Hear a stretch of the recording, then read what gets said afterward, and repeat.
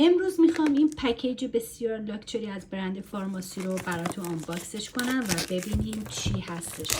همونجور که میدونید برند فارماسی علاوه بر محصولات آرایشی و بهداشتی، عطرای بسیار حرفه‌ای هم داره. عطرایی که با رایحه‌های مشابه برندهای بسیار گران قیمت رقابت میکنه.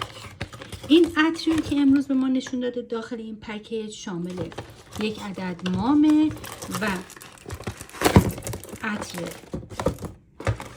شوترمن بسیار عالی به همراه یه دونم آبرسان صورت مردانه.